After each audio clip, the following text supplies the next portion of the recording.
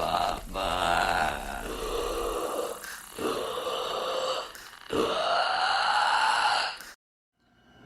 a world where zombies, ghosts, serial killers, and vampires all exist, it's Nico, Brian, Mike, and Dustin, and they are all that stand between you and the films that could end the world. Welcome to the Don't Go Out There Horror Movie Podcast. Welcome back, everybody, to the Don't Go Out There Horror Movie Review Podcast. I just want to thank all our fans and listeners for the support. We really appreciate it. I hope y'all really enjoyed our review of The Exorcist for our 100th episode. That was a daunting task, honestly, because it's so famous in this genre, but I think we did a great job. We're getting back to our Creature Feature Month, and before we jump into that film review, I just want to give a quick shout out to our social medias, Facebook, Twitter, and Instagram. Just search for Don't Go Out There on those platforms, and you'll find us. And a quick shout out to our website, don'tgoouthere.com, and you'll find everything you need to know about us. There are episodes, interviews, celebrity shout outs.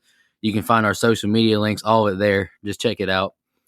And we're going to be concluding our Creature Feature Month tonight with my pick. I chose 2014's The Babadook, and I'll just go ahead and jump into my general overview real quick. I think this is a really good movie, in my opinion. I know we're going to have varying takes on that tonight, and that's fine. This is a really deep movie. It's a dark movie. It's powerful to me. I think the lead actress, Essie Davis, as Amelia, I think she does a great job. This is a really good movie. I mean, I really don't know how to describe it without getting, spoiling it. But if you've ever been in life where you're depressed or you're broken or you've had a painful loss in your life, I think you'll relate to her, the way she portrays that character. She does a great job. The little boy, like I said in the past on previous episodes, he's annoying, very annoying at some points, but I think he's very touching in a lot of scenes with his support of his mother. And I really like this movie, and I'm looking forward to reviewing it. Brian, do you want to go next? Yeah, sure. I think that this is the first Australian horror movie that we've actually done, if I'm not mistaken. And I'd actually never seen this. To be honest, I don't even remember seeing a trailer for this at all. Obviously, the name is something that you don't forget. So I'd heard the name of it, but that's literally it. And I think that's because this honestly got a limited release. But to me, like Trick or Treat, I mean, this thing I think deserved a wide release. I watched it this weekend for the first time, and I have to say I think I liked it. I say think because I definitely have mixed feelings about some of it, but this was so different to me and did so many things so well. And it's stuck with me since I watched it. I mean, something a lot of movies don't do. So when I got finished, I was like, I don't know how I feel about this movie. And then I kind of started breaking it down, all the things that I do like and that it did really well. And I was like, man, you know what? Wow, I like this movie. So I think Essie Davis as Amelia, like you said, was absolutely fucking incredible here. I think it's one of the best performances I've seen in a long time. And I'm saying a lot and I mean it. I really think she did that good. This movie, I think, grounds you in real feelings of anxiety and depression, like you were talking about. And she conveys those just so damn well. And I loved the cinematography, the atmosphere, the soundtrack I thought was superb, but Davis steals the show to me. And my biggest nitpick about the whole thing is the ending, but we'll get into that. Mike, you want to go next? Yeah, sure. So I have mixed feelings on this movie because I remember liking it the first time I saw it, which I think was around 2015, maybe 2016, around then. I remember there was a while it was either on Netflix or, some streaming service. And I remember, watching on there more than once and liking it, but not loving it. And I think, Brian, you touched on it and we'll save it. But I think the end kind of it doesn't ruin the whole movie for me, but it really, leaves a bad taste in my mouth. But we'll get there. I agree with a lot of what you both said, though. I think Essie Davis is great as Amelia. The acting is phenomenal. I think even the little kid, Samuel, Noah Wiseman, I think he does good as being an annoying kid. And I like the way they kind of use him as an annoying kid because how it ends up turning out. He's kind of right the entire film. And I like how that the dynamic shifts throughout the movie. So there's some things I do like. Now, there's a lot that I don't like too. And so I know this is a deep movie. And I like a good deep movie. You know, The Shining has deep meaning. Seven has deep meaning. You know, things like that where there's more, there's a lot to unpack. But with this, I feel like I understand that a lot of the Babadook is kind of an expression of suppressed grief and trauma and all of that. And I like that concept. I just don't know if this movie executes it the way that I would like to see it. This movie gets a little too artsy for me, not like Midsummer artsy, but there's just certain, you know, things that they did that I wasn't a big fan of. I do like the way this movie is shot. Cinematography is solid. I think that the soundtrack or the music they use is really good. And I think the cast is good, but there's just a lot of this movie that makes it not super rewatchable to me. Kind of like I said last week, where I think it's a well-made film, but it's not completely enjoyable for me. And so I'll say I like the movie, but I definitely don't love it. And I have a lot of issues with it, especially the end. But I do want to give a shout out to the entire cast, who I think did a really good job. Yeah, so when it comes to, comic strip adaptations into movies, I think Marmaduke. Oh wait, it's Babadook. My bad. Oh, shit. I can't lie. I think I would have much rather watched Marmaduke. Here's where I'm not going to be as I can't give this movie as many flowers as you guys did, and I don't want Nico to take this personally. I know we say that to each other a lot on the show. Nico to me to Nico, but truly mean it. I think that the sole bright spot in this entire film is Essie Davis. I think that the movie drags. It does not hold my attention. It does not captivate me as much as it should, considering we have to go basically a full hour before we even see the damn creature. And then once we do see the creature, it reminds me of that Little Caesars commercial where the creatures is like, there's no rules, because this creature just is all over the place with what it can and cannot do. Its powers are limited in some scenes, powers are unlimited in some scenes as far as what it can do. And it's kind of confusing for me. A lot of the imagery or the metaphors that they tried to use, I get, but they're confusing and don't make sense at the same time. Like, I get what they're doing about having the heavy overtone of depression and of the mental health crisis that she's been going through for 7 years. But at the same time, the way that they do it, it's kind of all over the place and how it's portrayed. The ending was not like, I honestly audibly said, "What the fuck?" when I realized like that's how it ends. So I'll try not to be too negative. I do have some things I like, and I will say some things like it does. I like how they use the score. The lighting is great. I like the themes that they'd use with the colors through the whole movie. Like, Essie is a very dull dresser the whole film until shit turns around at the end. She's wearing a pink dress. I get it. I like it, but the movie itself just did not do it for me. And a lot of it had to do with the fact that Samuel needed an ass whooping, to put it politely. No, And you that is definitely polite. needed an ass whooping. I agree. Or Ritalin, or both. I'm not sure. Maybe all. I don't know. But yeah. So it's not my favorite movie. I'm glad you picked it though, because I would have I've never heard of this movie until you picked it. To be honest with you, like you guys said, I think Brian, you said it. You don't remember trailers for this movie. I don't either. Yeah. But I'm glad I watched it just so I can know what it's about, and I can tell people about it if it comes up. But they're probably going to want to look to someone else if this is their favorite movie. No, that's fair. I actually agree. I think it starts off a little slow. But before we jump into the review, I just want to praise like this stretch of time of horror. I think it's really good. 2012, you got Sinister. I think is a great one-off movie, but it gets a sequel. But I choose not to acknowledge it, kind of like Brian does with The Descent Part 2. 2013, you get The Conjuring. I really love that.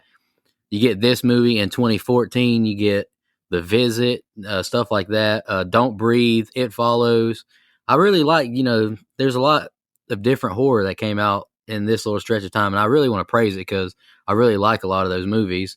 And like y'all said, this movie really kind of just snuck up on me too, because I mean I didn't know much about it. I think I just found it on YouTube possibly, and I was like, all right, I'll check it out, and I really liked it. So let's jump into the film review. Because I'm looking forward to hearing everyone's thoughts on it, because I can understand why someone wouldn't like.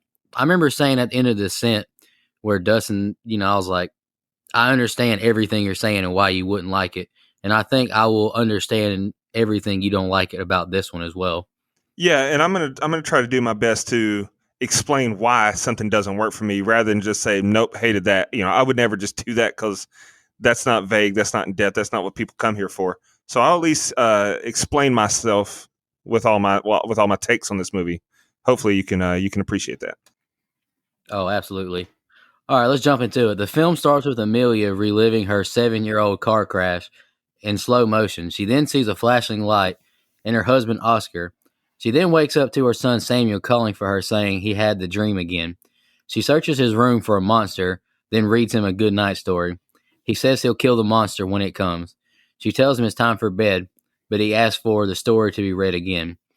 Now they're asleep in her bed, and he's not letting Mama sleep. He's choking her, got his leg across her, and she's really uncomfortable. Now we get a title card. The alarm goes off to no answer, and we see Samuel making a handmade weapon. She wakes up to the sound of broken glass, and then Samuel, he has like this catapult gun and launches something and breaks the window.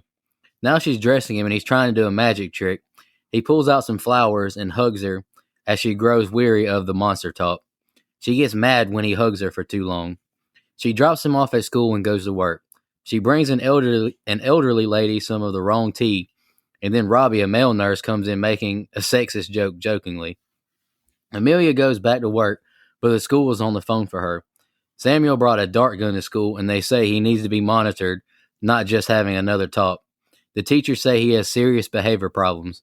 She says she's going to take him to another school, and she's offended they keep calling him the boy and not his name Samuel. On the way to the store, she tells him they're going to see his Aunt Claire and cousin Ruby today. He says the teacher hates him. Now at the store, Samuel tells a random person his father is dead and died in a car wreck on the way to have his birth.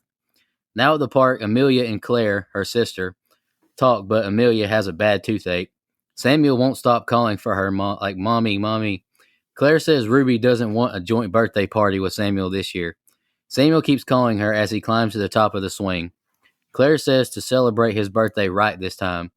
Amelia finally sees him at the top of the swing, and now in the car, they're leaving, Samuel is screaming. Miss Roach greets them as they get home. She says they both look tired.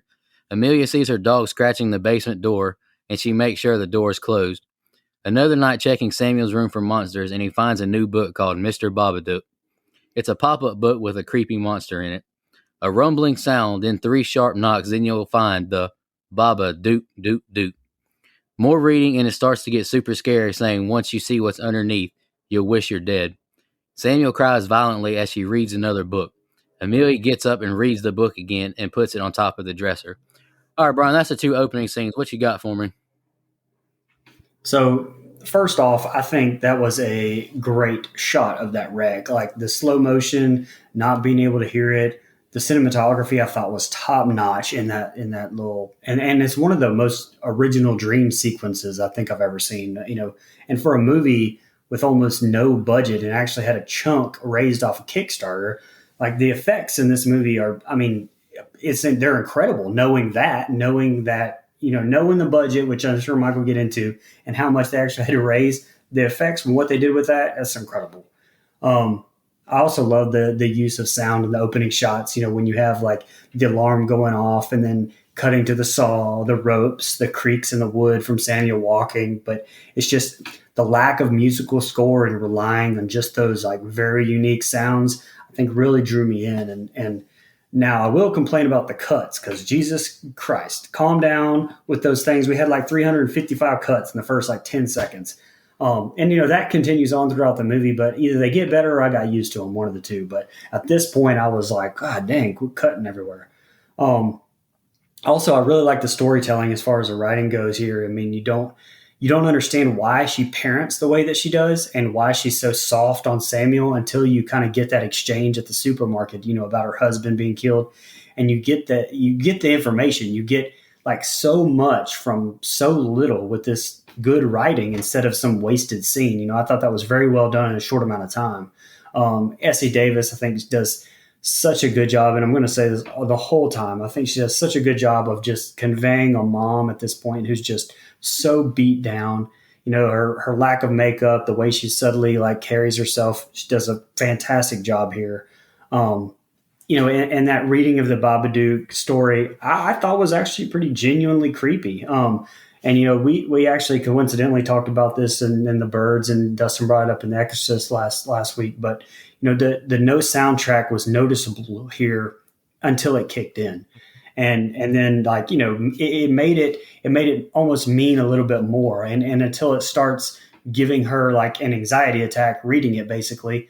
I really had to give her credit here and give them credit for doing that with the soundtrack there. And lastly, we talked about Samuel a little bit, and I didn't mention it in the top. I didn't reply to you talking about him being annoying, but I don't think that Samuel was annoying. In needing an ass whipping, 100% absolutely yes. But I think that's just a misbehaving kid that needs to be adjusted. I don't think he's just like an annoying kid in my eyes. So I didn't consider that like an annoying performance. I mean, like when you said it was annoying, I thought it was, for some reason I was picturing, bad acting or something, and it was just getting on your nerves. But to me, like he's just, like you said, a kid in need of an ass whipping right now in this set of scenes, but God almighty, especially the next set. All in all, lastly, I felt like it was a good group of character building scenes. And to me, it wasn't slow. To me, it built up pretty well. Yeah, so I agree. Started off a lot like this, but I do agree with Brian about this opening shot here. I love the way they show that wreck. Just little bits of glass coming across the screen, slowly turning. Like I like the way they set that up. I think that's a really interesting way to shoot that. I thought it was well done. The cinematography throughout the whole movie, as I mentioned in my open, I think is really good. But this set of scenes, it is slow to me. And I do like character development. I like fleshing out characters. And again, I think the acting is well done. And I like the character of Amelia because you're kind of on her. I don't know. This is where maybe I do disagree with Brian. Is I think this kid's annoying as hell. Like he is on my nerves from the first scream he makes. Okay, and I know that's probably intended in this performance, and that's a job well done by the actor. But I am on the mom side up, in this set of scenes anyway. As the movie develops, things start to happen and change and stuff. But you got to see where, like, okay, she's clearly still struggling with the death of her husband in this set of scenes, and like this kid is a little asshole, man. And like you don't see why, and he's talking about this imaginary monster, and and it was really kind of hard for me to write a lot of notes until we get more Babadook presence, if that makes sense, more of a manifestation of him anyway, because there's a lot of dialogue and there's a lot of like very like it took me a couple watches to kind of like get what was exactly happening here, but I first of all, I don't want to share my fucking birthday with anybody either. I just want to throw that out there. It's my birthday. Just saying. Come on. I want to share it with this Ruby, whoever the hell. Okay. That's just a little nitpick I had. But, and first of all, screw you, Ruby, for not wanting to have it. I know he's an annoying little kid, but he's just a little kid, But I kind of thought the same thing as you, though, Brian. I'm like, this kid needs a little bit of an ass whooping. That's all it is. Obviously, that wasn't going to happen because we're watching a horror movie, and that's not how things go. But all I really have for this set of scenes is I love the use of it's the way they use the suspense and we talked about the lack of sound kind of working, but when there is sound, it's very drawn out. You hear the creaks and the stomping and the walking, and I love the way they do that. A good horror movie can really make a door opening sound super creepy. I think this movie kind of nails that. So I like.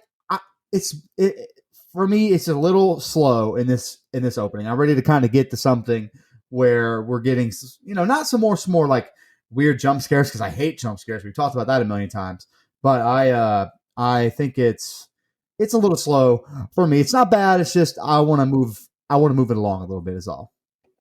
Hey, before you go real fast, one other thing I wanted to say about Samuel is like I I understood what they were going for with it. I think, I mean, I know, yeah, he needs an ass whipping, but I also understood I felt like that the writers were trying to convey the fact that everybody deals with trauma differently. And you see this all the time in society where, if some traumatic event happens and somebody dies or whatever. And so your mom, like, for instance, in this example, the husband dies. So she's going to overly, like, I don't want to say protect, but overly baby the kid to the fact where it's to his detriment. I mean, it's he's turning into an asshole. But I understand from her point of view, it's like that you almost like have this delicate thing that you don't want hurt because it's the last thing in your life that you have at all. And so I think now she's seeing what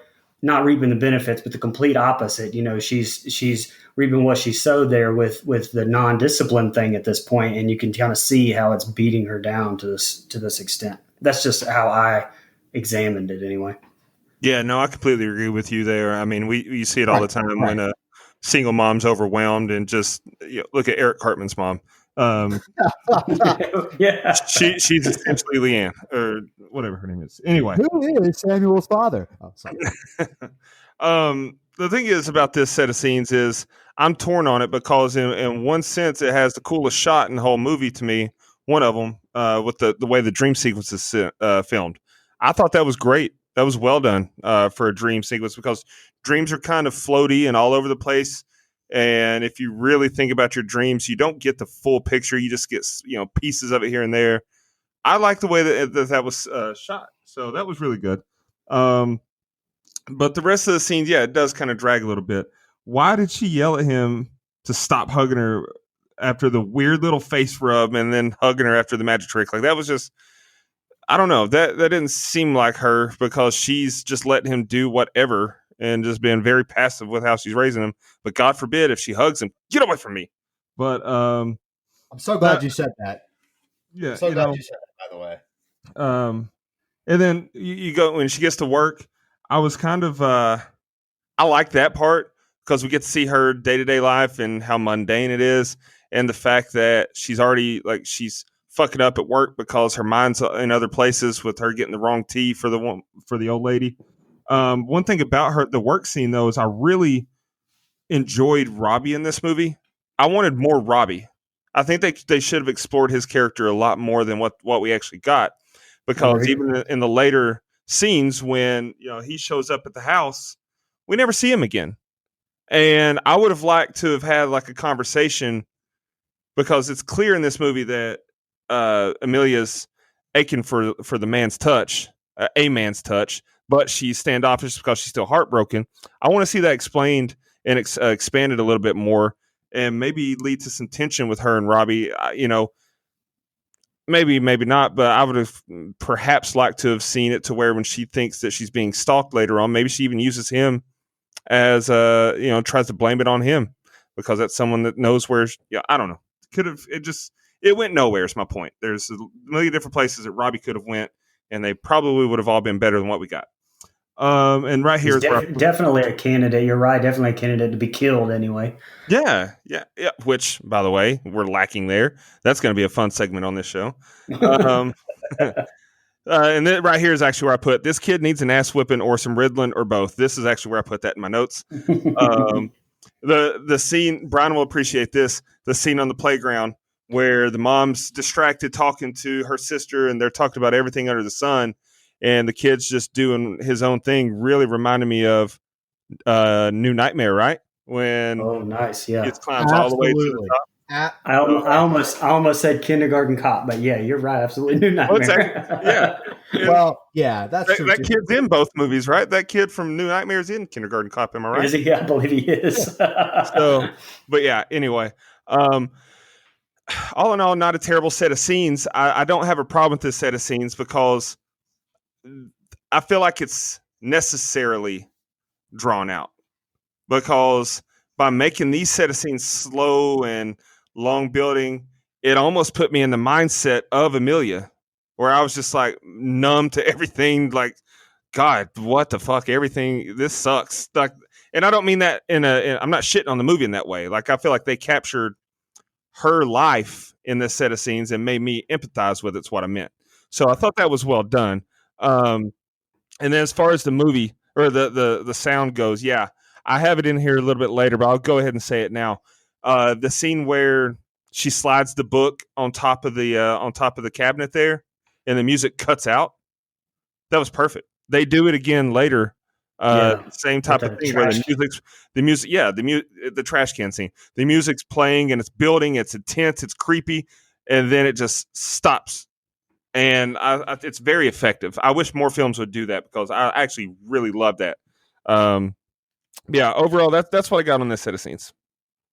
Hey, real quick, Nico, before you go, this is a dark movie. Like from start to finish, the mood that you get from the very beginning and throughout the entire thing is very, very dark. And so I feel like maybe if I watched it on a day where I felt like being dark, maybe I would enjoy that more. But for whatever reason, I guess on this most recent watch when I took notes, it just didn't quite sit the same with me. But they capture that atmosphere and that feeling very, very well. Like there is no like light moment in this movie to me. Like it's very dark. And I just wanted to point that out because a couple of things that Dustin mentioned, like, this movie has like a long, like it's drawn out and it's very like dreadful, not in like a, oh, I hate this movie way, but in like a, God dang, nothing good is happening here. This mom is sad because about her kid. This kid is a little shit. Like there's just nothing good happening in this whole movie. And I guess that's the point of a horror movie. So what do I know? No, and I just wanted to say real quick, Mike, I think we're just judging from the four of us reviewing this movie right now. Me and you have seen it and the other two haven't. And me and you both thought the opening, this opening's a little slow. I think the first time you watch it, it's not that slow because you're still falling into it. But I think once you've seen it and know it, you're like, all right, this is just a little bit slow because there's not a lot of action really, but that's just what I'm gathering. Right. Very dialogue heavy. And I think the first time you ever see it, you're into the story. So I kind of get where that's coming from. But I mean, if I had one small nitpick, I would have said, I know I just said they kind of draw this movie out, but they kind of like have her be a little snappy with him almost too early. Like, you kind of want to see the descent into madness. We talk about that on this show all the time. Maybe they could have done a little bit better with that. At this point, she's just kind of, I know he's being a little shit, but he's still a little kid. So I don't know. Something Dustin mentioned kind of hit that for me where it's like, she kind of like shoves him away when he hugs her too long. That's, I don't know. It made me kind of sad. I don't know. Yeah. And so that's what I meant. Like it's clear that she wants affection, but she's so traumatized by everything that she doesn't even really want affection from her own son. Right. And that's sad. And so when I said like, what the fuck was that about? Like they didn't explore that anymore in this movie until the Babadook enters the fold. So, she was kind of just this very bland character that didn't get overly excited about anything one way or the other until that, except for that one outburst where she said, "Get the fuck away from me. Stop hugging me, you little shit." She didn't say that, but you get it. All right. Now sucks cocks in hell. Oh, God. Amelia, she's sitting downstairs watching TV and eating chocolate and rubbing her aching tooth. And all the TV shows are either romantic or exotic, depressing her even more. She turns the TV off and gets out her vibrator. She goes to Pound Town on herself, and we see Samuel in his room now. He grabs a ball and stares into the dresser where the book was on top of. We see I'm going to gloss over that, right? I mean, that's what happened. That's what happened. You're right. She starts jilling off. I feel you. All right, we see Amelia's door. We see Amelia's door open, and Samuel jumps on her bed while she's in the middle of pleasing herself. He says the Babadook is in his room, and I wrote she's very, very pissed off now. She grabs him and puts him to sleep and says, "It's just a book. I don't want anything bad to happen to you, Mom," he says, "and I'll protect you." She's up reading in bed and hears a knock at the door. She turns the light off and lays down and gets under the covers. Now we see light shining through the blanket, and it's 9 o'clock. Overslept. She calls Claire and she says that he was sick but is better, and she tells him no Babadook talk over there. Now she's playing bingo with the elderly patients and jokes maybe in a few days someone will win bingo. She now jokingly calls out the number 5 billion. She's in the break room again, and Robbie offers to cover the rest of her shift so she can go home and unwind. She lied about Samuel being sick. She leaves work and goes to get ice cream. She gets in her car and sees another couple kissing and gets jealous as she stares on. She sees now she has 10 missed calls. Claire is pissed because Samuel wouldn't stop talking about the Babadook. He throws like those little popping firecrackers at her as she goes to scold him. In the car ride home now, she asks if the Babadook was real, we'd see it right here. He says it wants to scare you first, then get inside of you. She says no birthday, no presents, no cake. She's making dinner and calls for him. She looks out the window and sees Miss Roach all alone. Samuel is in the basement performing magic and more fireworks showing off to his dad's picture and his things. Amelia sees a dog run out of the basement and calls for Samuel. Samuel is shooting his toy gun at the monster he says he'd kill. He gets upstairs to his mom, and she finds the key to the basement in his pocket. She said, all your father's things are down there, and he says, he's my dad too, and you don't own him. Knock at the door, and it's Robbie. He has flowers for her and a toy for Samuel for being sick. Amelia tells Robbie the truth. He's not sick. He just can't go to school because he's a bad kid. He says, I hate you, and she won't let him have a birthday party or have a dad, and he runs upstairs. And I wrote big yikes for Robbie. Amelia goes downstairs and sees her husband's things everywhere, and she grabs their picture and embraces it. She sees his suit hanging on the wall and gets a scare. They eat dinner now, and she finds a piece of glass in it and tells Samuel not to eat it. He says the Babadook did it. She has him watch his magic DVD. She sees Samuel run into her room as she goes upstairs and finds clothes all over the floor and her husband's picture scribbled on. She asks if this is funny, and he grabs his toy gun, but she takes it from him. He pushes her to the ground, asking if she wants to die. She sits in the kitchen and lights flash. Samuel gets scared as he looks into that closet dresser thing. We hear him scream and a thud. Amelia runs upstairs and sees the closet has fallen over. She finds him under the bed scared. She sees the Babadook book, and he chants, don't let it in, over and over.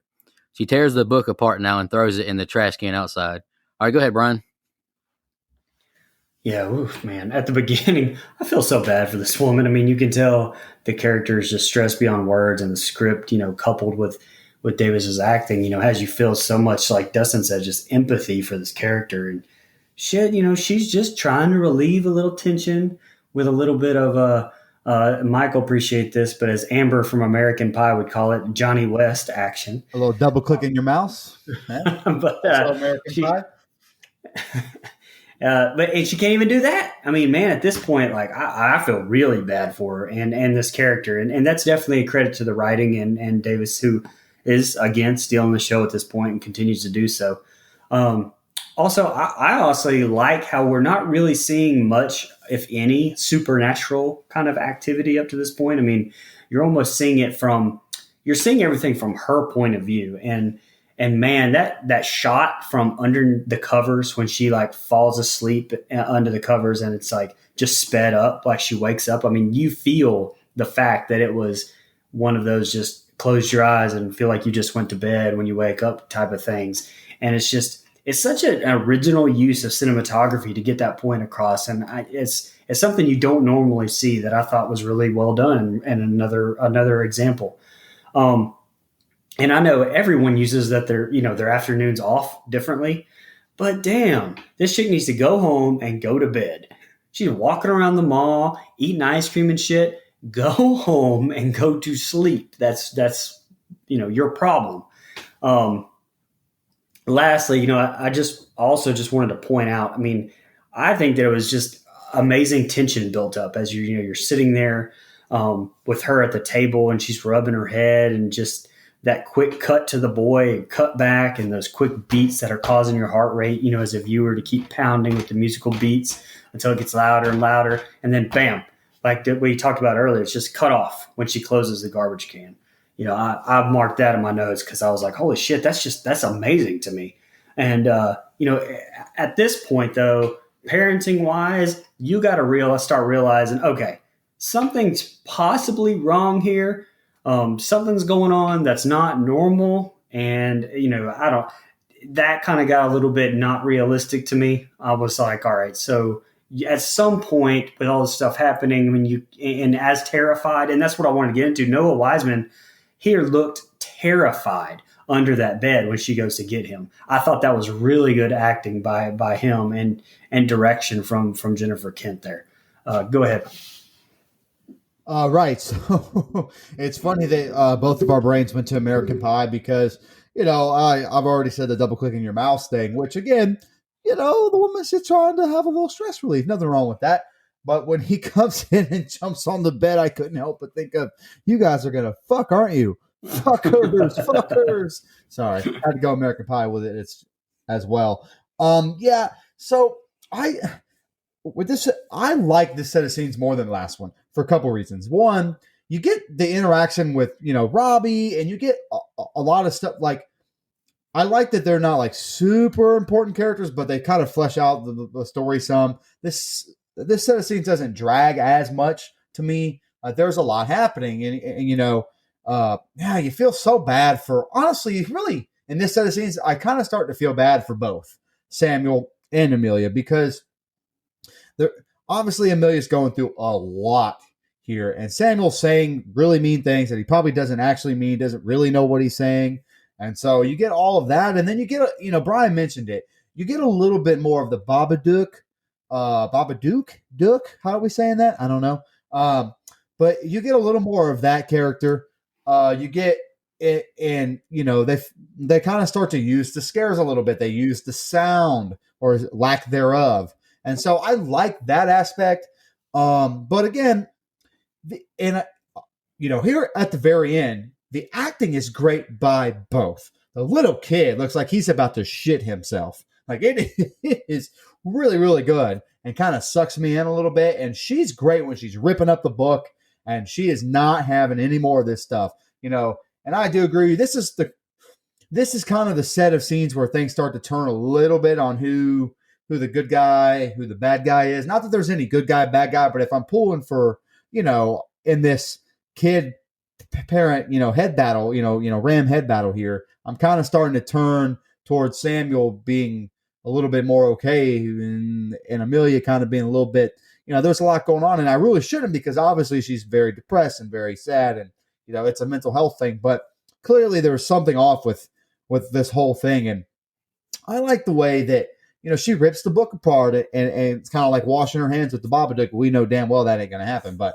I like the set of scenes. It's very intense, especially in that part. I love how we kind of pick up the pace just a little bit in this set of scenes. All the yelling and the screaming in the car and stuff like that. Like, I like a lot of that. And I think, that her trying to block out the Babadook existing is just further suppressing the grief, the trauma, and stuff like that. So I like the concept. I think, as I'll get to, I'm not 100% a fan of the look of the Babadook, and I think that kind of starts to kind of ruin the movie for me a little bit. So, but I like this set of scenes. Very intense, very good. So this set of scenes, the first thing I put down was Mama needs to get laid. She's so stressed and uptight about everything. But at the same token, though, do we really need the vibrator scene? And here's what I mean by that. She's been so apathetic this whole movie. She doesn't really care about anything. She doesn't have any emotion. She's very dull. But she's still gonna rub one out. Like, I've dealt with actual depression for months at a time, and I didn't have any sexual urges during that time. Peek behind the curtain. That might be too personal, but hey, I don't know. Maybe we were at different stages, but it just seemed a little weird. We get more Robbie in these scenes, and here we go. I love it. And he's gone. He's gone forever. Aaron Hernandez. We don't see him anymore. And, I mean, what the hell? I would have liked to have seen that expanded more. He comes over. He sees something like, holy shit, what is happening? This kid's just blurting shit out. She won't let me have a father. Wait, do you think I'm trying to be your father? We don't get that explored at all. It's just kind of abandoned. We never see him again. And I really think that's a missed opportunity by the filmmakers here. I did write down, and this is a direct quote from my notes. What in the absolute fuck were they eating for dinner? Yuck. What was that? It looked like white, chowder or something that, I don't know. It pureed grits as if grits weren't nasty enough. It just did not look appealing. And then, so she deserved to bite in the glass for trying to feed her kid that shit. Damn. And here's where I wrote, I like how they use the music in a suspenseful way. This is where when she puts the book in the trash, we've had this very intense scene. She's ripping the pages out. She's thinking she's going crazy. The furniture in the house is tipping itself over, she thinks, or something's happening. We don't know what it is, but something's definitely happening. And then when she puts the book in the trash can, the music stops and it cuts, and it just makes what we just saw even more dramatic in my opinion. So I love that they did that here. Now, this set of scenes though introduces what I was talking about in the opening about how the Babadook has no rules. So you're telling me that the Babadook could knock over furniture here and do some other things that I have in my notes later, but there's certain points in the movie where it's like it needs to possess a human to get the deed done. Like the strength and the power of this entity is just all over the place. It's not really well defined. One of my biggest critiques with this movie. Movies have to have rules. Monsters have to have rules as to what they can and cannot do. I think I said the same thing with Insidious. I feel like I'm repeating myself from that movie. What are the powers of these fucking monsters, or this fucking monster? What can it do on its own? What does it need a human form to do? It's not very well defined. And so that's my biggest gripe with this movie, and I'm definitely going to get into it later. But overall, very tense set of scenes that has its high points, has its qualities. It's just, this is where the movie starts to really fall downhill to me. All right, she gets back inside from the trash can and gets into bed. We see the basement shut and the lights flicker. She turns the lamp off and she hears a knock at the door. She puts her head under the blanket. Samuel asks now, so do we have to go to Ruby's party? Now at the party, Ruby opens the presents. The kids go outside and Amelia has him go outside with the other kids. She's asked by someone if she's a writer, and they tell her she needs to get back into it. One says they do volunteer work with troubled women who lost their husbands. She looks on blankly and goes off when one complains about not having time to go to the gym. Outside, the kids watch a clown juggle terribly. Ruby gets mad at Samuel for being in her treehouse. The other women leave, and Ruby tells Samuel they don't go to her house because it's too depressing. He says the Babadook would rip her arms off. Amelia and Claire talk about her husband's death. Ruby says Samuel isn't good enough to have a dad. And I'm like, Jesus Christ, okay. She gets mad Claire doesn't come around, and she says she can't stand being around Samuel. And then she tells Amelia that she can't stand being around him either. Ruby says his dad died so he didn't have to be around, and your mom doesn't want you. He pushes her out the treehouse, and Claire yells at Samuel. Ruby has a seriously injured mouth and head from the fall. She tells Amelia to watch the other children. This is one of the things where I think he's being a real annoying kid. Now Samuel's being a pain in the ass, kicking the seat, saying she wouldn't believe me, and crying, "Mommy, Mommy," over and over. She pulls over and says, "Why can't you be normal?" and says there's no Babadook. He starts to yell, "Get out," over and over, and starts to have something like a seizure. She pulls him out the car and asks for help from two people walking by. At the doctor now checking on Samuel, the doctor says maybe a febrile convulsion when the brain overheats. He says he's suffering high levels of anxiety. Wow, you're a doctor and you drew that conclusion? What a guy. She says his behavior is getting worse and getting aggressive. He recommends a psychiatrist. She asks for medicine to help him sleep. She says she hasn't slept in weeks, so he gives him a sedative until the test comes back. Samuel asks her, "Why don't people like me? They say I'm weird." She gives him meds and he hugs her and says, "I don't want you to die." She says, "I'm not going to die for a long time." Then Samuel asks, "Is that what you thought about Dad before he died?" She says she's off work tomorrow and they can have fun. "Promise to protect you if you protect me," he says, then takes his medicine. He asks her to stay with him and says, "I love you, Mom." She goes to her room and falls into her bed from the roof, it seems. She wakes up and sees it's 11:03. She gets up and sees Samuel still asleep. She gets a knock at the door, but no one is there. She closes the door and walks away, but another knock, this time louder and more aggressive. She sees the Babadook book on the doorstep. She sees all the pages all back together. She sees herself in it now, and it says, "Let me in." She sees herself killing the dog, killing her son, and slicing her own throat. She puts the book in their grill and lights it on fire as Samuel watches on. She's on the phone with Claire, and Ruby will need surgery. Then she tells her she thinks she's being stalked. Claire says she can't help her right now and hangs up. The phone rings again, but it's not Claire, and she just hears "Babadook, dook, dook" in a screech. She hangs up and goes to the police. She reports a stalker and says someone sent her a children's book of graphic images of them being murdered, but she's already burnt the book. She brings up the phone calls now and says she's only heard noises. And I wrote the cop is looking at her crazy. She sees a coat and hat on the wall and gets scared of the Babadook and runs out. All right, go ahead, Brian. Yeah, the tension really starts to build here for me, like with this whole sounds in the bedroom, and I'm really invested at this point. And like Nico touched on, I mean, maybe it's because it's the first time I've ever seen this movie. I don't know what's coming. I don't know, but to me, like it's really gripped me, especially here.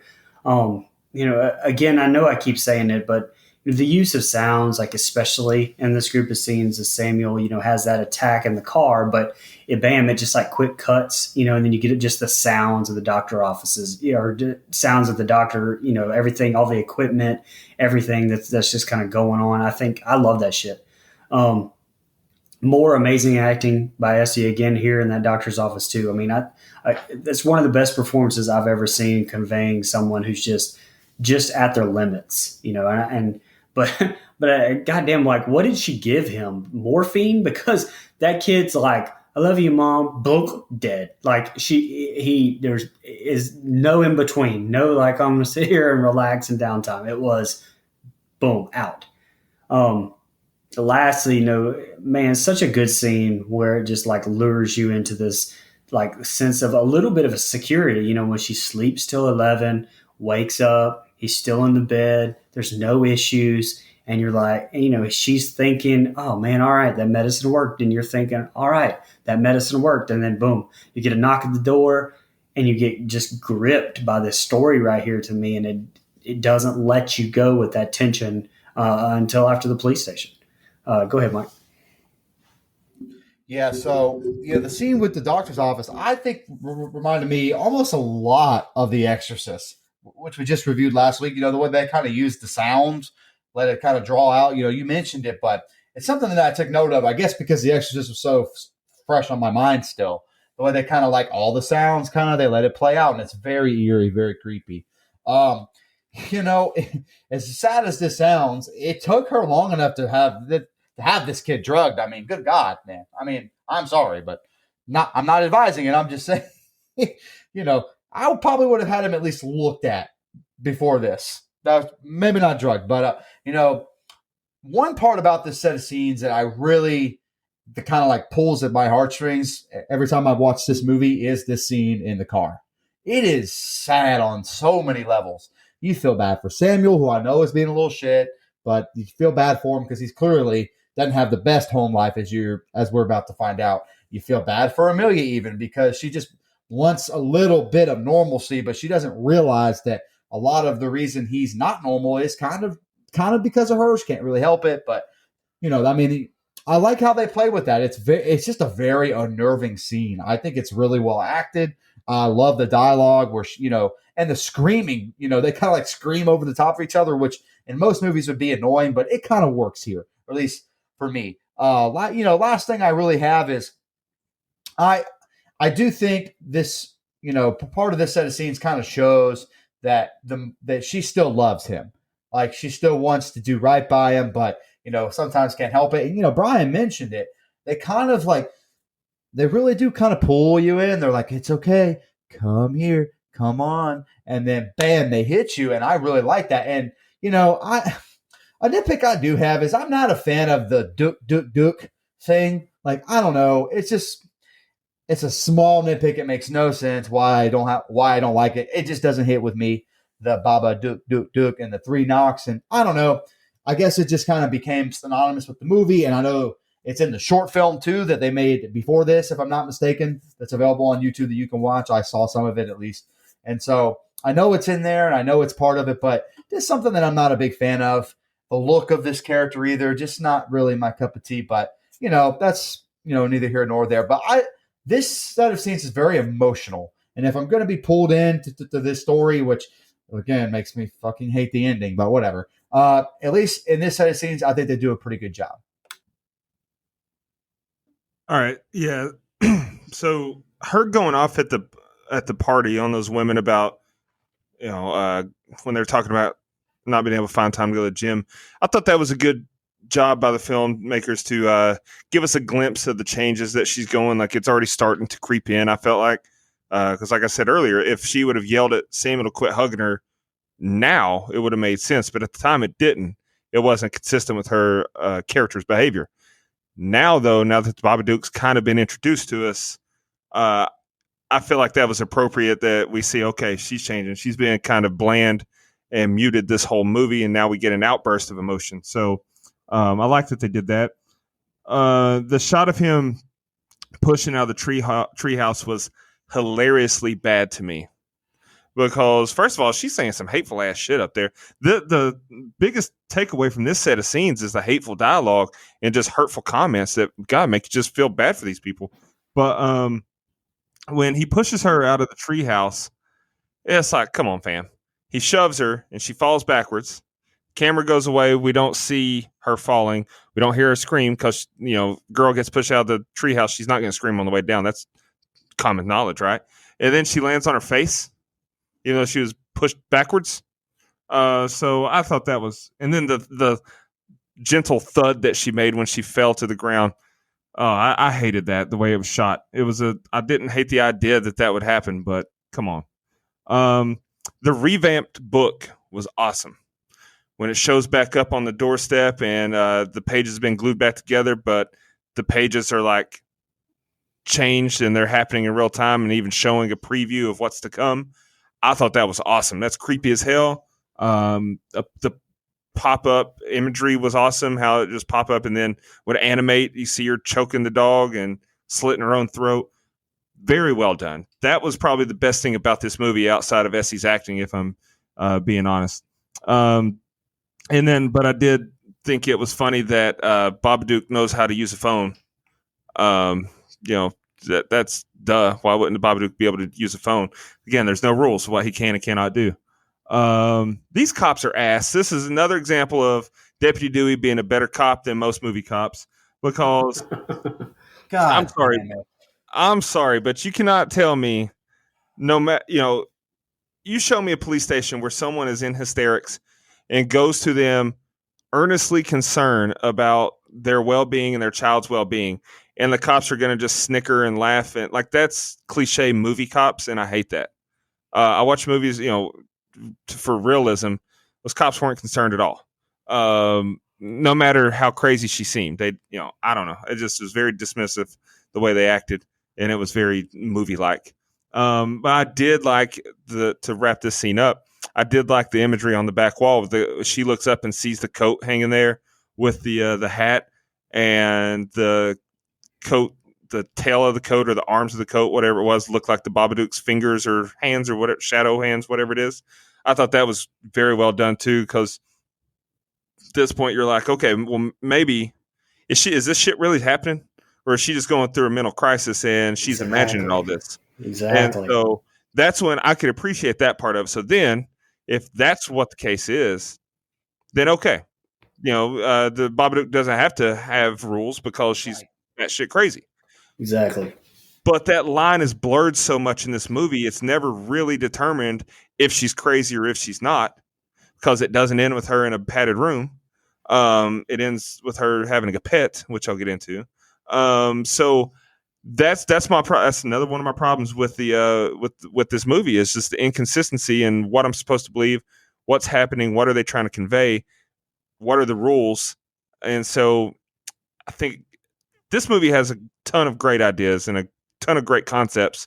It's just, God damn, it was all over the place. So anyway, that's all I got on this set of scenes. All right, Samuel is at Ms. Roach's house, and she gets mad, and the mom Amelia, she gets mad at him for commenting on Miss Roach's Parkinson's disease. She then gets mad as Miss Roach brings up Oscar, and she walks away angry. She tries to pet her dog, but it runs away. Amelia goes into the kitchen and knocks a roach off her shoulder. She now sees a bunch crawling on the floor, and now she sees a hole in the wall under the wallpaper behind their fridge, and she sees a bunch of roaches crawling out. She's disgusted and tells Samuel not to come in the kitchen. She mops and cleans, then hears a knock at the door. It's two agents from community services who show up to chat about Samuel not being in school. They ask Samuel how he is, and he says he's tired from the drugs his mom gave him. She now tells the two workers about the cockroach infestation and the hole in the wall behind the fridge, but when they go in there, it's not there anymore and it's covered up. She seems really confused. The agent says they caught her at a bad time and gives her his card and some paperwork. Samuel says, I'm going to vomit before they leave. Later that evening, she's washing dishes and looks into Miss Roach's living room. She looks back down at the dishes, and then she sees the Babadook in Miss Roach's living room behind her and drops the plate and breaks it. Samuel says, I'm going to bed, but it's too early, she says, and the medicine won't work properly. She looks into the kitchen, then turns the TV up really loud to wake up a nodding off Samuel. She's reading him a bedtime story now, and the lamp flashes. They're both in bed now, and she hears a noise at the door. It's just a dog, and she lets it in the room. Another noise, and the door opens. She gets scared and is under the covers as she sees something come inside the room. She hears, Babadook, Dook, Dook. She looks from under the blanket, and it crawls on the ceiling above her and falls into her open mouth. She grabs Samuel and turns all the lights on, and they go downstairs. She watches TV and rubs her aching tooth. She seems lost in her mind and sees the Babadook figure in the TV shows. Morning time now, she's still in her chair. She calls work and says she's sick as they nag her, and she lays in bed. Samuel comes in the room and says he took the pills and doesn't feel good. He's hungry and couldn't find anything to eat. She just lays there and she snaps and asks, why do you always talk? And then she yells at him to go eat shit. He runs out the room. She snaps back to herself and runs to his room and apologizes to him. She says she's had no sleep and offers to take him to Wally's, and he can have whatever he wants, even ice cream. She says they've been cooped up for too long. Once they get to Wally's, she has more toothaches, and there's a loud kids party right beside their booth. They're driving home, and he asks where they're going. She's just driving, she says. She sees roaches crawling on her, then the Babadook from the rearview mirror. Then she panics and swerves the car around the road. She eventually crashes the car into a man in a brand new, I think it was a BMW, and he's pissed and she just drives off. All right, go ahead, Brian. That's the next two scenes I got. Yeah, Dustin touched on it a little bit, and I have a lot more like in my closing, especially on the last couple of scenes. But this scene with the cockroaches, and even a little bit with the cops, is where I started thinking almost like Fight Club. Where I was like, oh shit, there is no Babadook. Yes. Like this stuff is in here. This is in her head, Right? And I was like, man, I really, really like that thought process. Even when they try to throw that. Even when they try to ruin it at the end, like you can almost still explain it away a little bit if you really wanted to. But that's how I really, even still after watching this movie, like choose to believe that is the case with this. And I really wish they would have left it up to more interpretation, like it is like now. But anyway, into the group of scenes, like that, holy shit, like that nightmare she had. I know that the whole time she had the sheets pulled up, you're like, oh, nobody would fucking do that. But at the same time, like it gives you as a viewer just like so much damn tension because you can hear what's going on the other side of the covers and you feel like you're underneath them, with her. And when she pulls it off, like there's no jump scare, but then you get like that, the Babadook crawling on the ceiling, and it and I know it can hit different people different ways, but to me, it almost had like the same effect that Signs did, when it first shows you the alien, where you're not like jump scared, but it's almost like cringy a little bit. And you're almost like, oh God, like looking at it with, one eye open, but you're still watching type like, oh, what the fuck? Like it just gives you this weird feeling. I don't know, but it's a great build of attention there and usage. Like under the covers, I thought that was great cinematography there. I also like how the movie is flipped here. Like, the first part of the film, you had the boy as that, vessel of fear, basically like delivering it to you and to the mother, but you aren't like seeing the Babadook at all and what's happening. Like you're seeing it from the mother's viewpoint.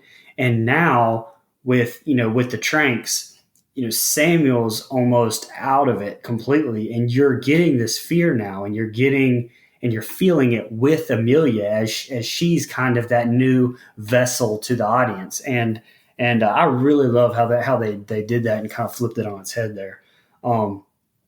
Lastly, I wrote down, because it was just, it affected me enough that I was like, man, because Amelia looks really bad at this point. So I wanted to give credit to everyone involved, like makeup, everyone.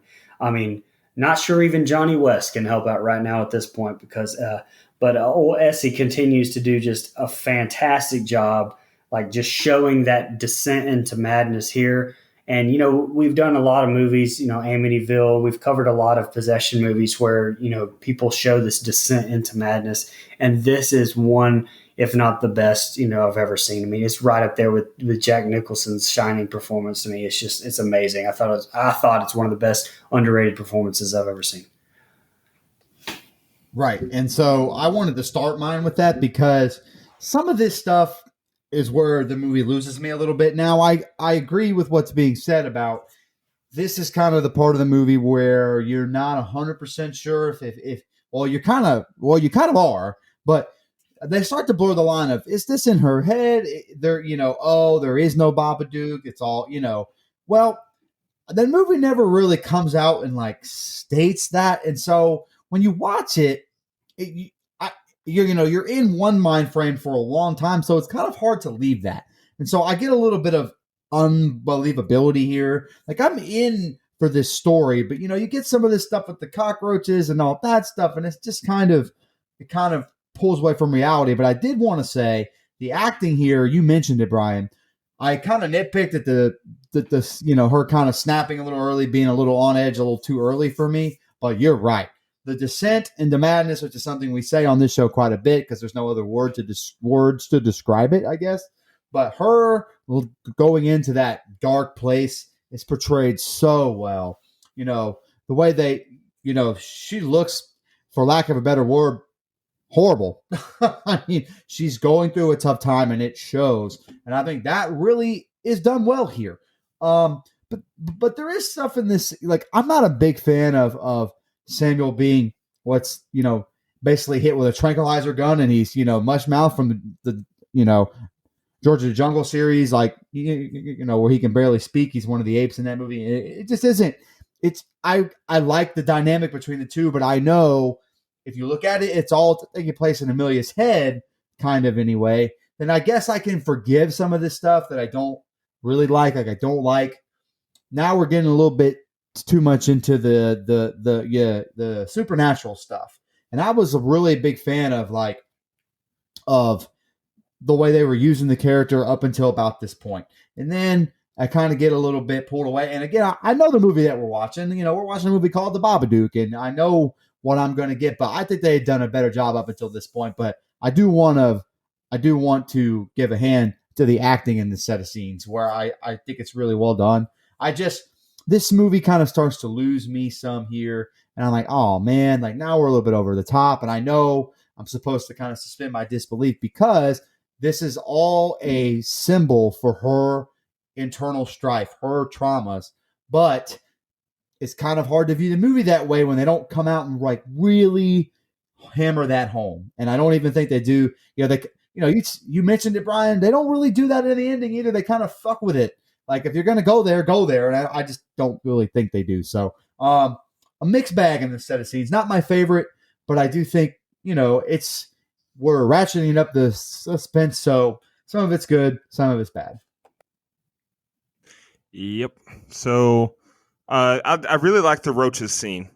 How she's freaking out. She's seeing the roaches. She pulls the fridge out, hole in the wall. The roaches come out.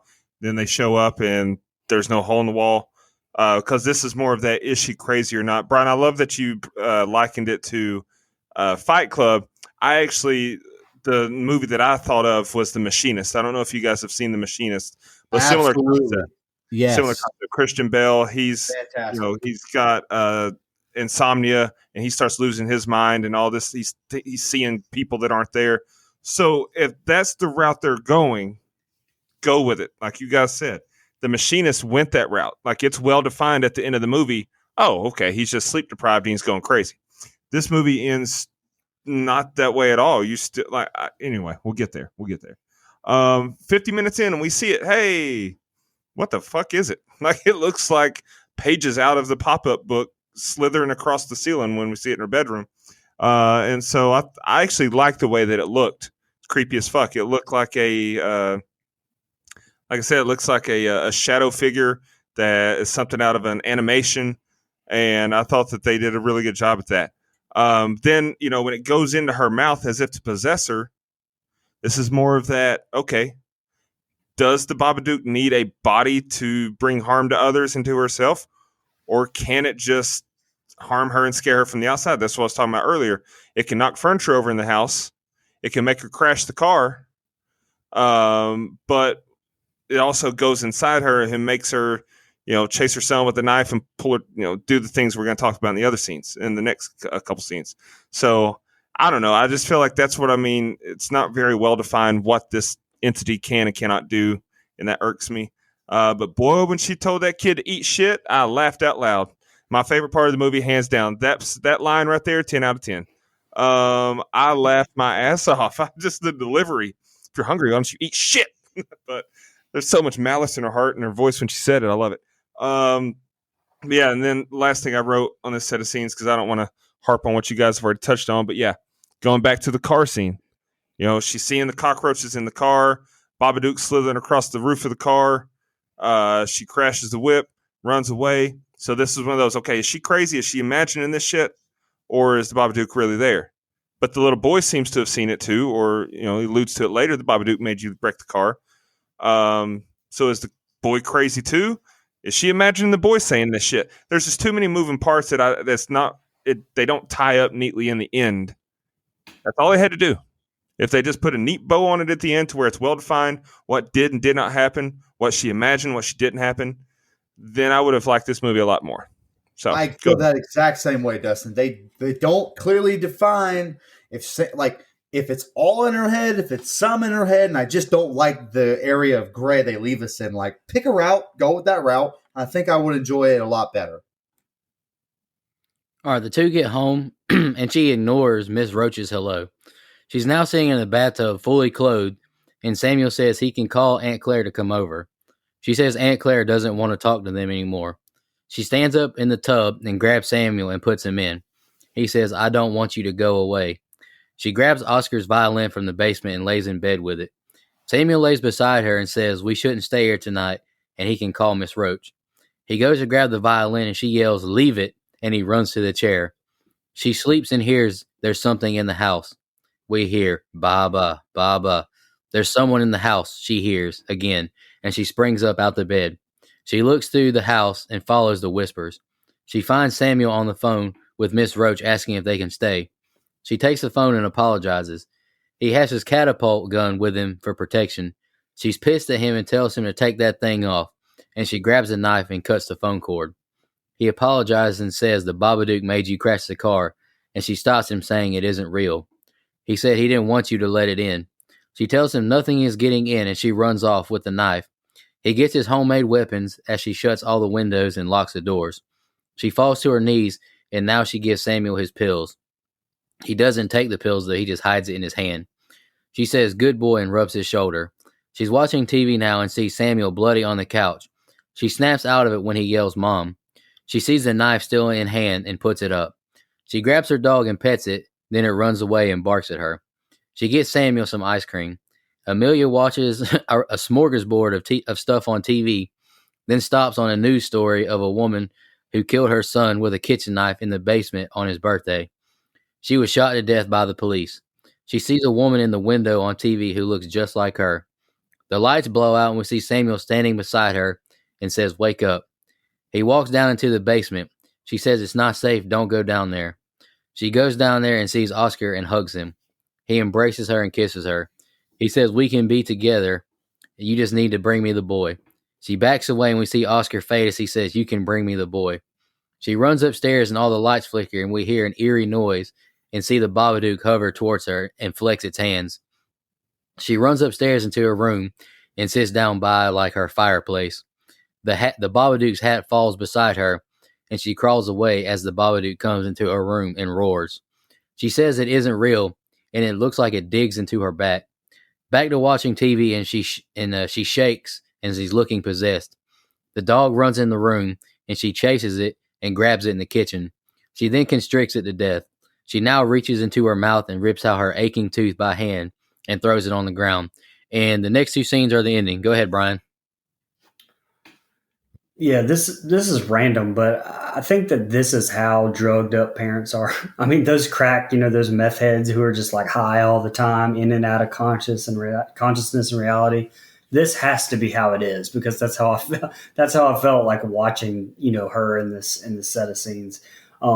Just more just unparalleled, unmatched acting here from Essie as we see her slip even further into this descent, that she has, and just her showing that rage, as she says that nothing is getting in here tonight. It's just obviously, like we touched on, still at this point, you don't know if the Babadook is real or if she's gone mad or this is all in her head.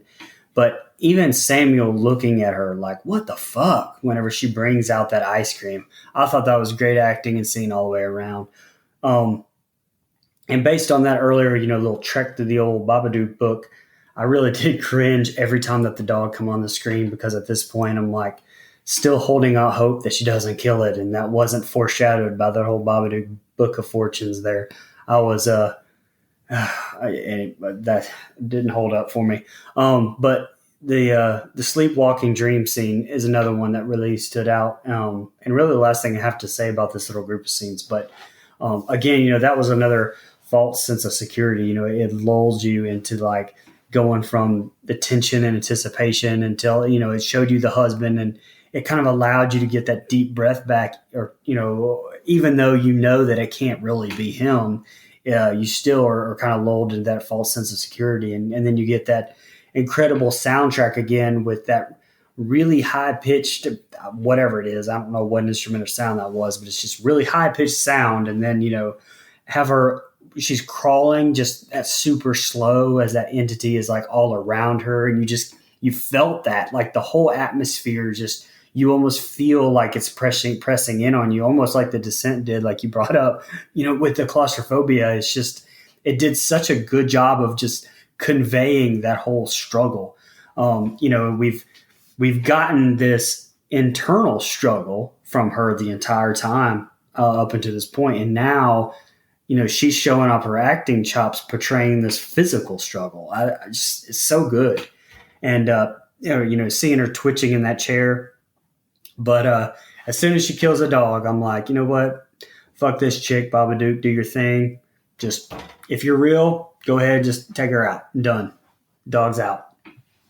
Dang, how come we forget Michael Myers for doing it? All right. Anyway, so no, I agree with you. That is, golly, man, I was really hoping that wasn't the direction they were going to go, but they went there, and I can respect that because that pulls at the heartstrings. And I didn't take a ton of notes during this time because at this point, I am at least invested in the character of Amelia. I may not like all the decisions with the over the top stuff, but you kind of touched on everything that I was going to say, so I don't want to beat a dead horse, but the way they use that high, whatever that noise is very unsettling, unnerving. We talked about it last week with The Exorcist, but just in the scene where that's not the husband, but she's kind of talking to him and he's talking to her, and the way they end that is kind of fucked me. Like the first time I watched it, I went, "Oh, okay, that's what we're gonna do." But yeah, the way they go back and forth, and you kind of feel like you're in the room with them, and it's getting smaller and smaller. You mentioned the claustrophobic feeling, so I agree with you there. And all that stuff. It's very. Again, I didn't write a ton because there's not for me at this point. I'm kind of ready to see how we're going to wrap this up with the Babadook character, and so I like the story, but I'm kind of ready. This is not a movie that feels long. I'm just kind of ready to get to the end. So I didn't jot down a ton, but yeah, I think this set of scenes kind of shows how the budget was used well. And I'll get to the budget, and I have some thoughts on that. But just the way the camera cut. So those quick camera cuts you talked about earlier, Brian, they kind of work here for some of this stuff, and I like that. But I didn't have a whole lot more on this set of scenes. I agree with a lot of what you said there, Mike. Yeah. So first of all, she gets in the club with her tub. She gets in the tub with her clothes on, and you're like, okay, this she's clearly crazy. And that's again, it's teetering back and forth. Are we supposed to believe she's crazy, or are we supposed to believe in the Babadook? But we don't want to believe in the Babadook, or we don't want to deny it, rather, because then it gets stronger. So I don't know. I didn't get her sleeping with the violin, and what I mean by that is we had never seen anything that I could remember about that being a very sentimental or very important piece in her husband's belongings. It was never explained that he was a world class violinist or anything like that. And just here we are. She's attached to this violin and she needs to sleep with it. I don't know. It was kind of weird to me. Of all the items of his she could have picked, she picked the violin. The news scene, I did like it a lot because this is another. You're sitting there watching, like, okay, did she just see herself on the news staring like a crazy lady out the window? Because it is her son's birthday coming up, and they found her stabbed the kid. Blah blah blah. And then remember flashback to the pop up book. It showed her choking her kid out and slitting her own throat, and she's had the knife in her hand already. So I like that. It really builds a lot of tension to what could potentially be coming. And another funny scene in the movie, unintentionally funny, was first of all, she runs upstairs, don't give a shit where her son is. She tries to save herself, locking herself in the room. And she thinks that the Babadook can be contained by a chair, like up against the door. Try again, honey. And then here we get another possession scene. Babadook chose to go right up the old poop chute to possess her this time, and went down to throat the first time and goes up the butt the next. And I'm not sure why we needed a second possession, because we never saw the Babadook leave. It was never explained that she wasn't possessed, but we got that clear shot earlier when the Babadook was in the room of him going down her throat, and her behavior was erratic and she was acting crazy.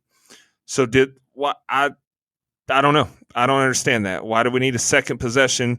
Was the first one not good enough? Was he expelled somehow? And it wasn't explained. I don't know. That's the old double possession there, Dustin. The old double whammy.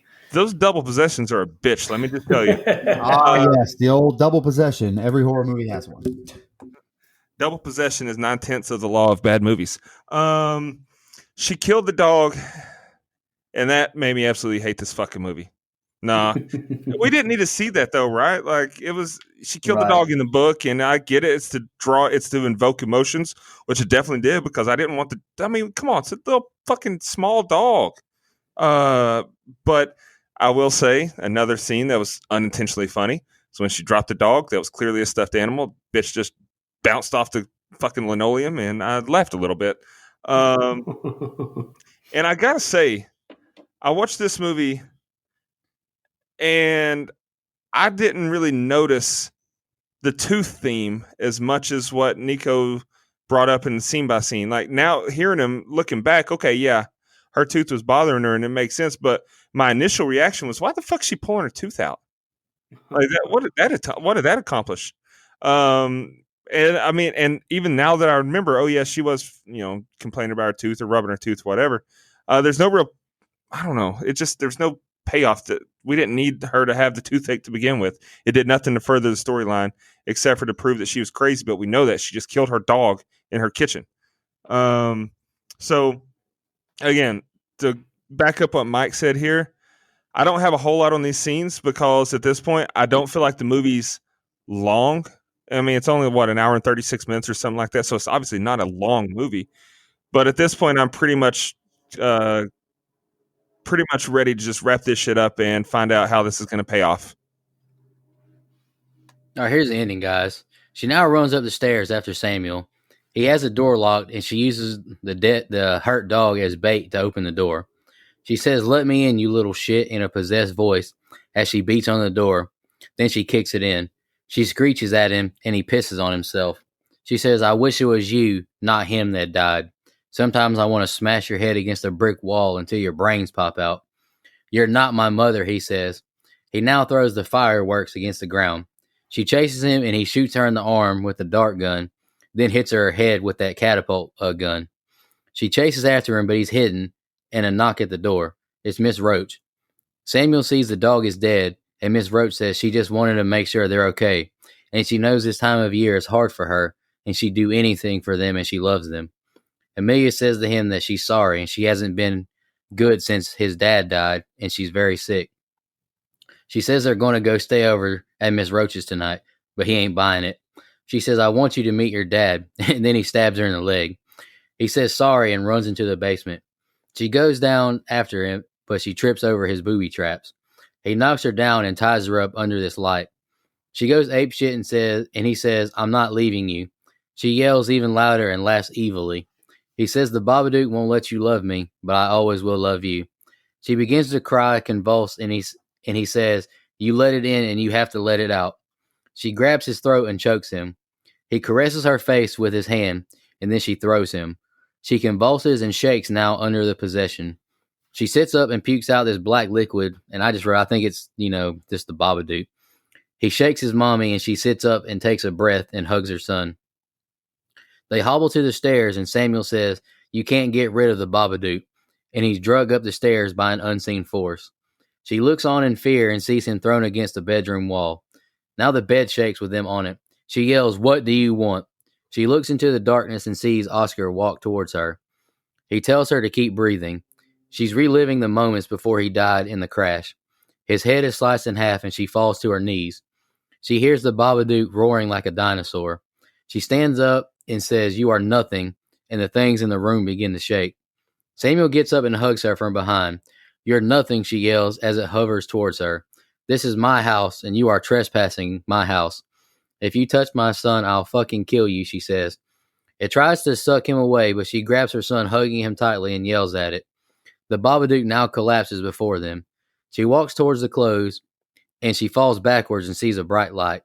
It runs away and locks itself in the basement. Samuel runs downstairs, and she picks him up, hugging him.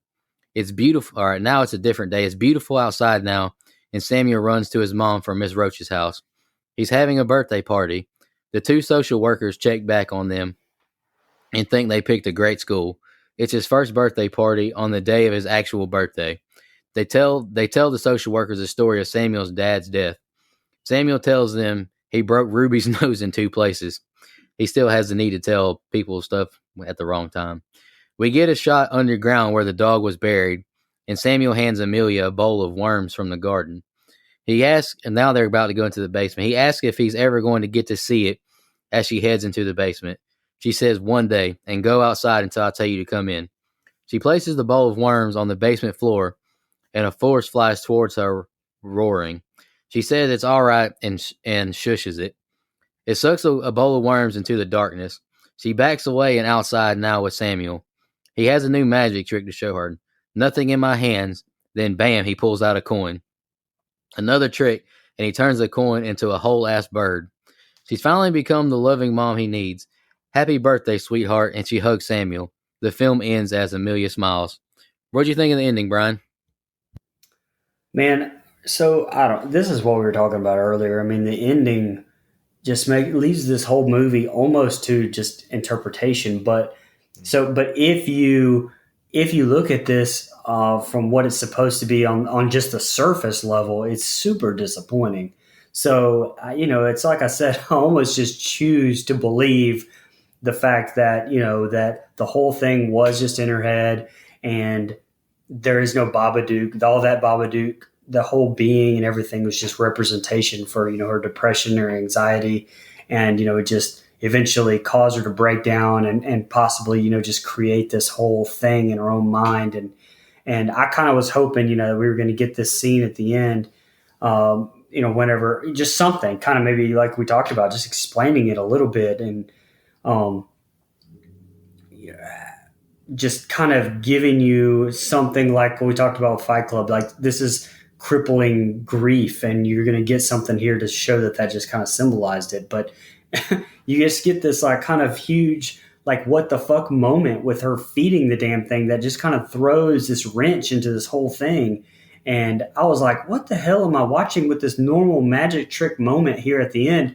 I was like, God, don't try to make me forget that you were just trying to feed this Babadook or Baba just a few seconds ago. Like, what the fuck? And then I was like, well, all right. So if you kind of think about it a little bit deeper, and unless, hear me out, maybe it was just all in her head, and maybe this all was just the case, and that it's not she really wasn't walking in there feeding a physical creature. She's, kind of, it's representing that she's like maybe just showing that her feelings and emotions are just kind of being repressed momentarily. I don't know, or maybe they just fucking were keeping the Babadook as a damn pet, and I'm just looking way too much into it. And anyway, I chose to go the other route because I really wanted to believe that that was the case, and I really wish that they would have gone 100% committed to that. But kind of going back to the beginning of these scenes and like Pulp Fiction and this shit, Davis, I think she gives an incredible performance going after Samuel here, showing like her full transformation at this point. I thought it was incredible. All the traps, I said out loud, I was like, damn, Samuel's fucking home aloneing her ass. Like, my man Kevin McAllister would definitely be proud right there. And holy shit, with her husband and the cutting his head off, I mean, that looked fantastic. Like, I don't know if that counts as a kill, but I'm counting it. Best kill, ghost husband, awesome. Resident Evil-esque almost moment there, and I really liked it. And I also noted that the ending almost had this like It vibe to it. How you stand up to the creature, and as unoriginal as that was, another, I thought, just great performance from Davis, just A+. Also great shot through the Babadook's eyes as it's kind of running down the stairs. I really liked that. So anyway, that's kind of where I was at with the ending.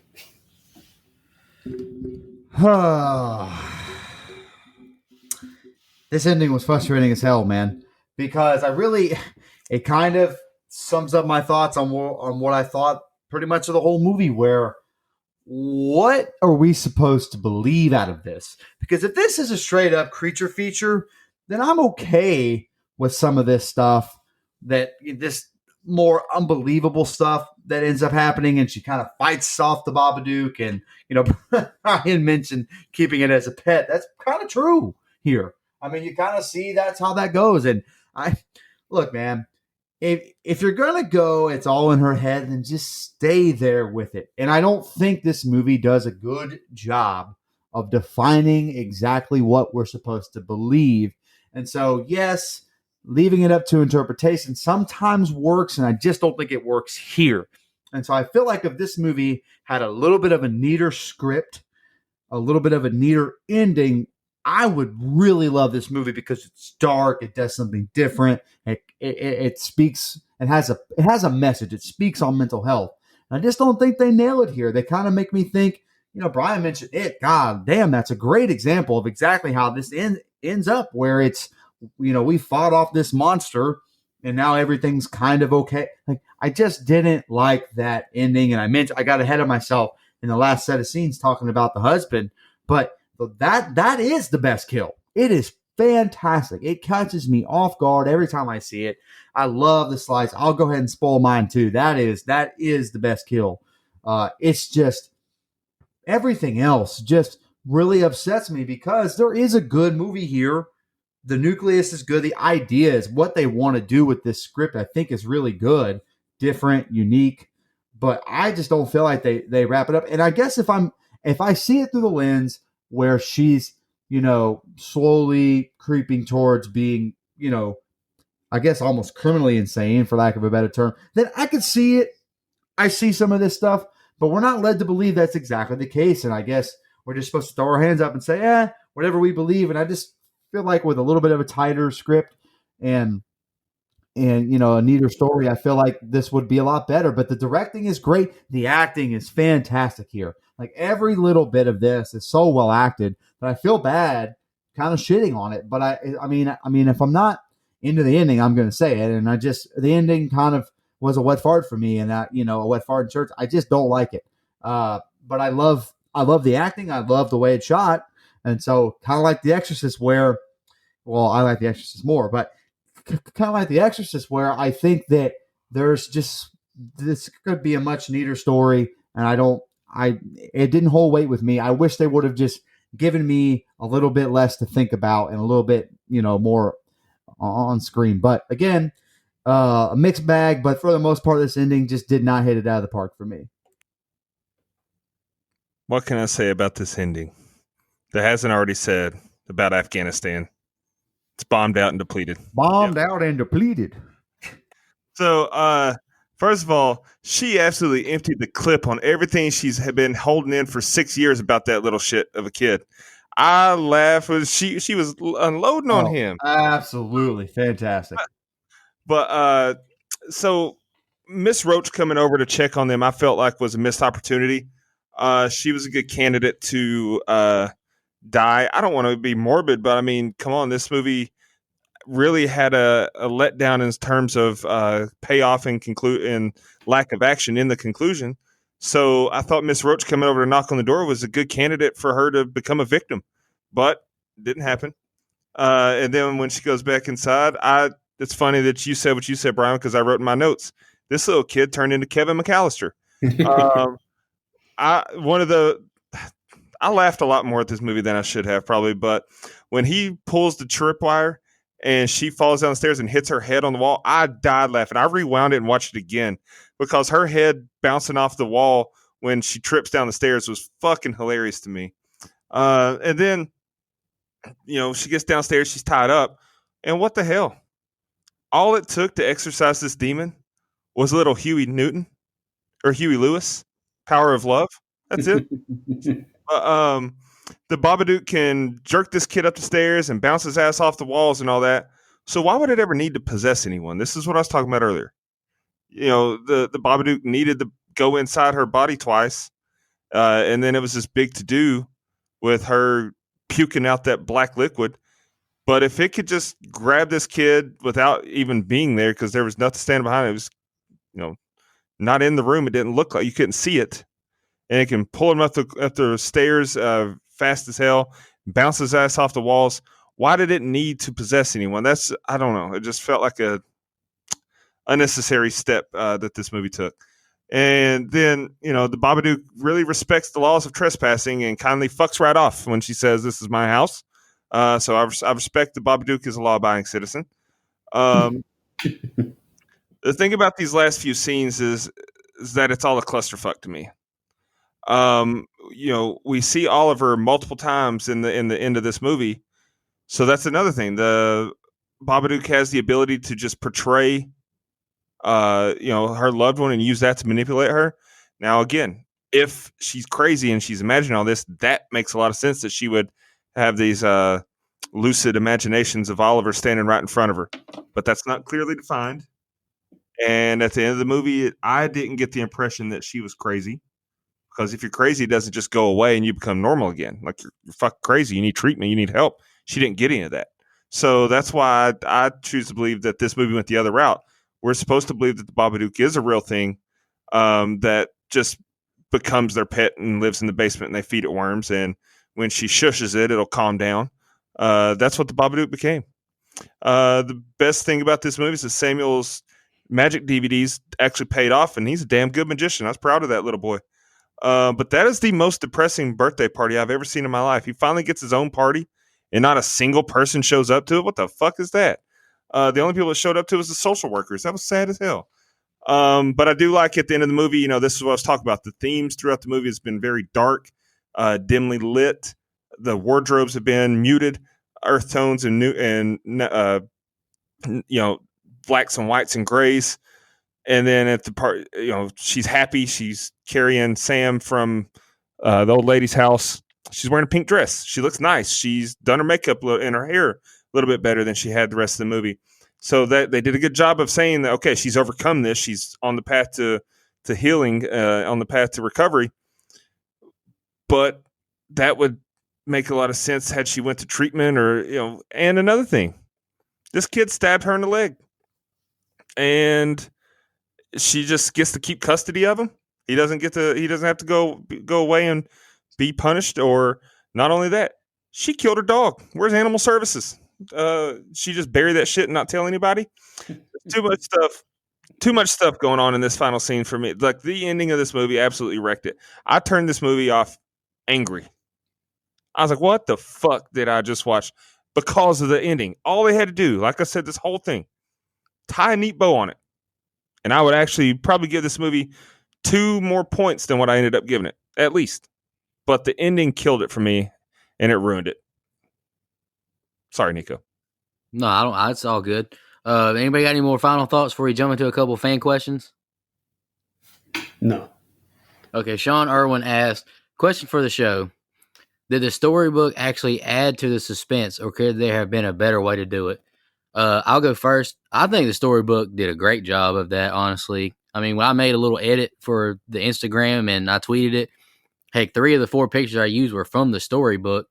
Uh, that's why I instantly kind of regretted not going more into the text of the book when I was reading my scene by scene notes, because if you watch it, it's really creepy as she's reading the story to her son, and then when she rereads the book and she sees herself in it, she sees herself killing her kid and slicing her throat, and I think it's awesome personally. Brian, Mike, Dustin, y'all want to touch on that question? Yeah, I agree with you wholeheartedly. I don't have a whole lot more to add to it. I thought the storybook really added a lot to it, and the creepiness factor, I think, yeah, definitely subsided there. I do enjoy the narrative of the storybook. Like I think that's a good plot device. I'm a fan of that. I just there's some other things I'm not, but just particular about that, I really enjoyed that. Yeah, I agree. The only thing I wish we'd have got more book. I wish that when she set it on fire, it came back. Yes. I wish it just kept showing up, and to where the book was what was haunting her, not even really the Babadook, even because the imagery in the book was more terrifying than what we actually saw of the Babadook. So I love the book. I got a fever. The only cure is more Babadook, baby. Yeah. All right, we got Oh one my more question God. that was submitted late. The end, and I'll let Dustin touch on this first because he hated the ending. The end where she leaves the boy in the hall to go feed the grief monster a bowl of worms. Do you think it means she still wallows in grief in private without dealing with it? Is that what it means? What do you think, Dustin? Yeah, I mean she's still locking that part of her life out of her kid's world. He said, "When can I see it?" And she said, "When you're older, I'll show it to you." Blah blah blah. It's still a metaphor for all the shit she keeps trapped in the basement. Her husband's belonging, the grief, the depression, and so that's another thing. Like they should have expanded that more. They should have really defined that that's what's going on. And she needed to go down there every now and then just to have some time to cope with it. I don't think we needed to feed it a bowl of worms. I think it could have all been metaphorically done. We didn't need to visualize it with that. So yeah, absolutely. Mike, you want to touch on that? You got anything? Yeah. I mean, I think I tend to agree with you, Dustin. I mean, I would.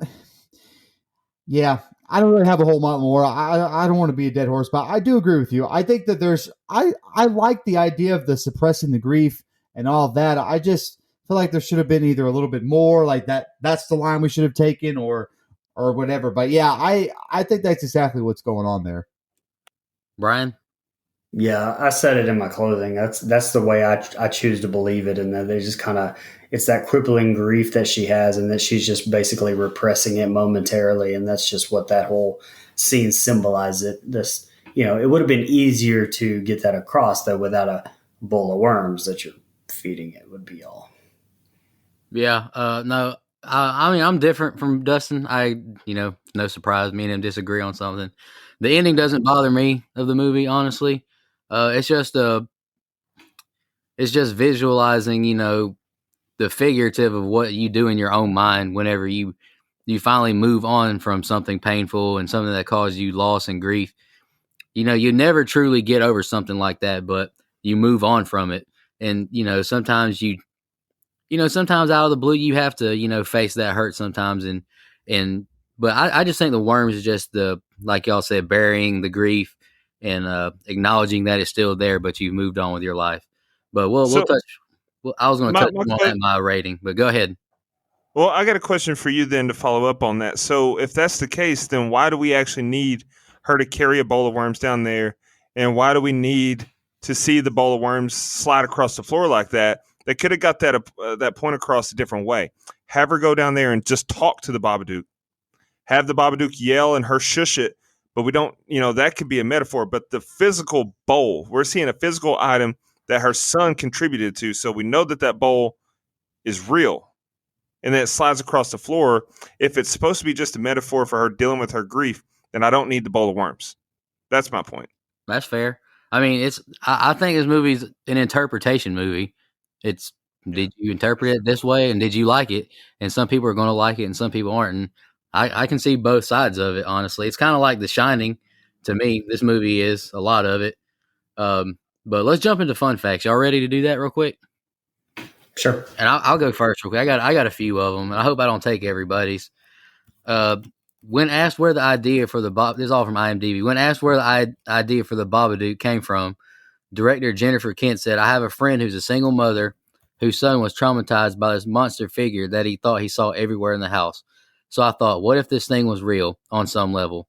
So I made Monster. It's a short film from 2005 about that idea, but I couldn't leave it alone. I kept coming back to it, and that led to the Babadook."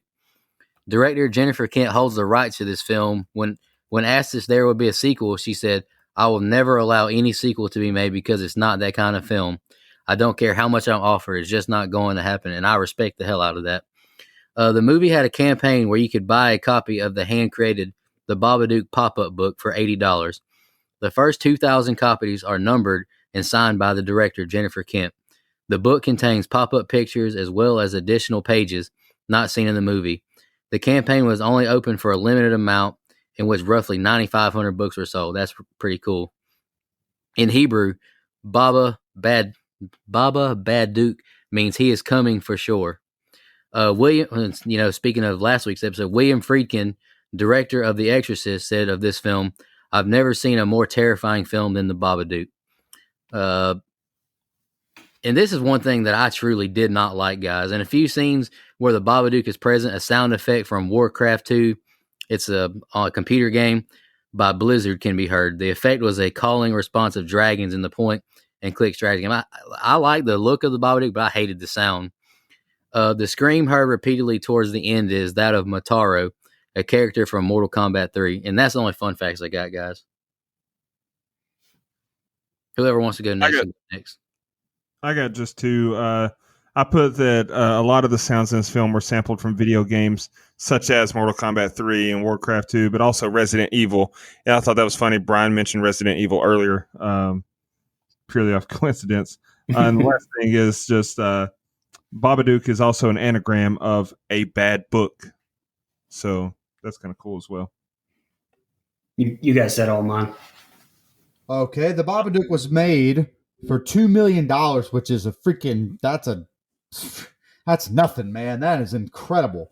It made 10.3, which made its money back and then some. And I think, again, as much as I've kind of nitpicked it, I could see why this movie has a cult following that it does. I could see why people, praise it very highly. But I think that for the shoestring budget it had, it made its money back and then some. So I think that's pretty respectable.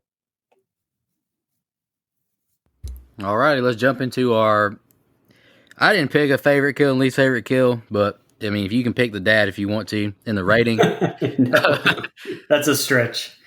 Dustin, you said you wanted to go first, right? And the worst kill is a dog.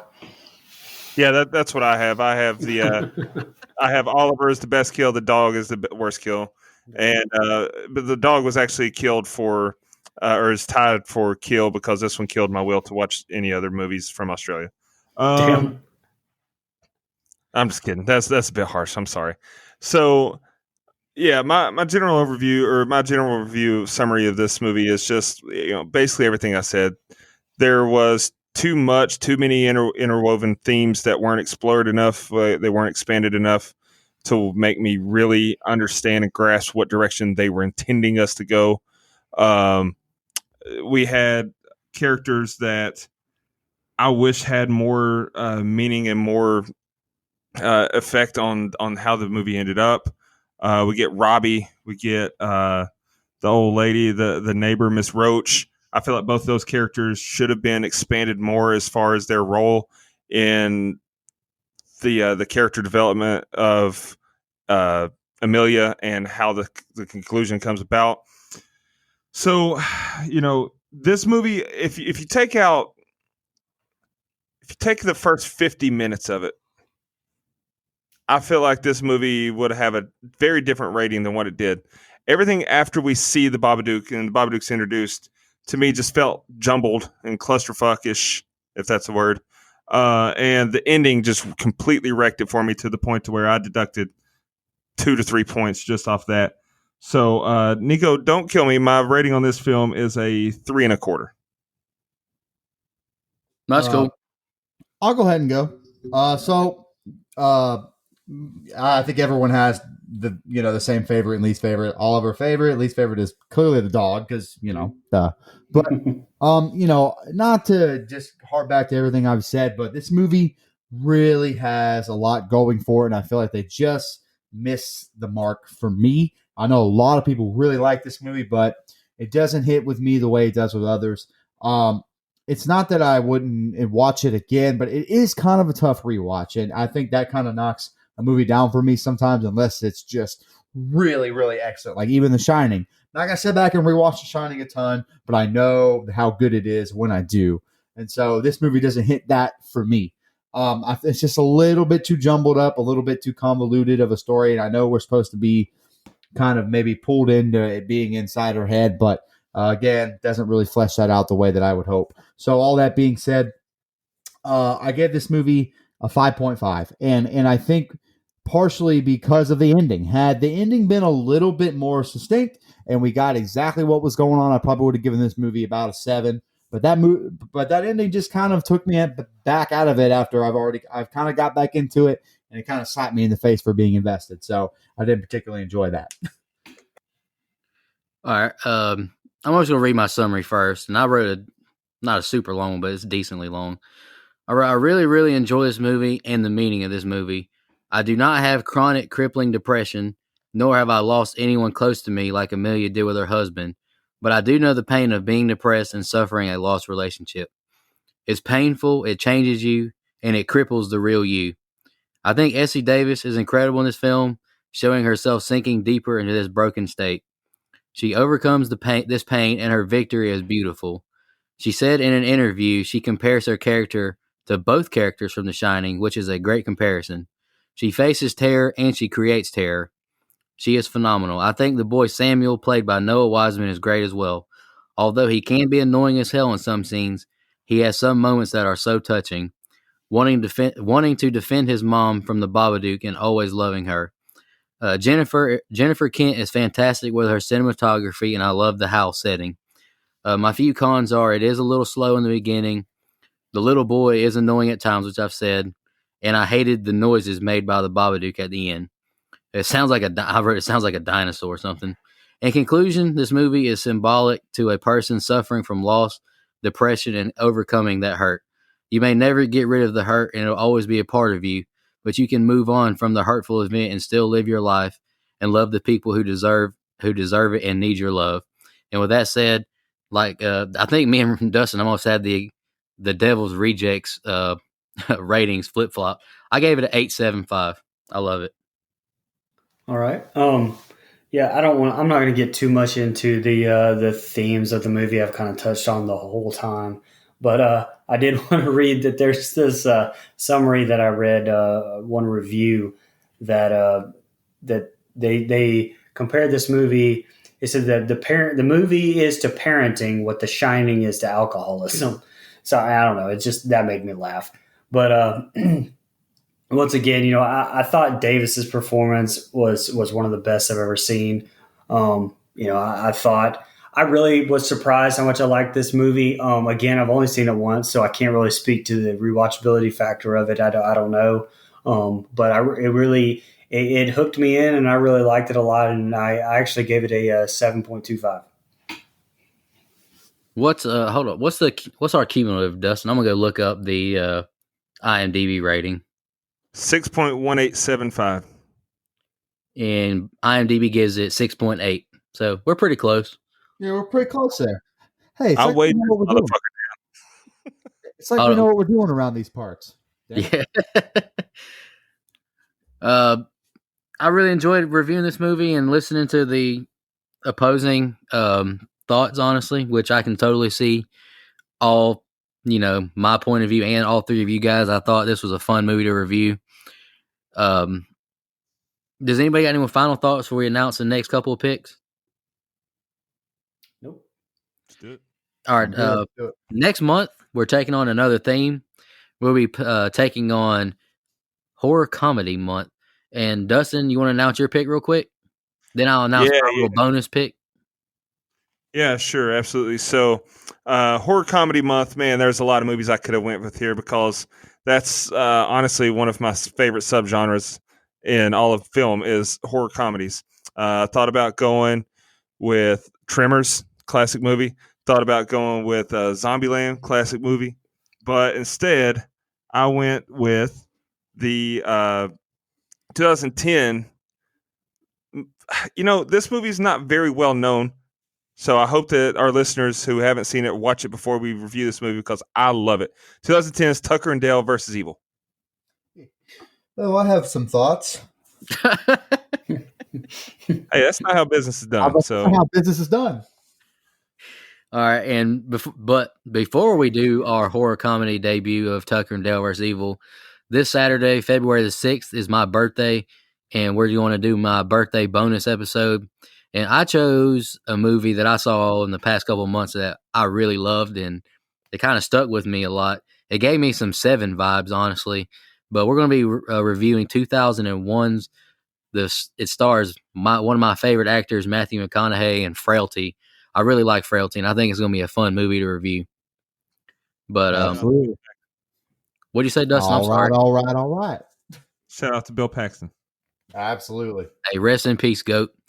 But looking forward to doing that movie as well, and Tucker and Dale. Just want to thank all our fans. We really appreciate it. I mean, we just hit the 100 episode milestone. That was awesome. And before we close tonight, I just want to say, Essie Davis, whenever you listen to this, we're cordially inviting you to come on the show. Yes, you were great. You were absolutely phenomenal. I would love to chat with you about this role. But thank you, fans, for listening, and we really appreciate your support. We'll be back next week. Y'all have a good one. Just want to remind everybody,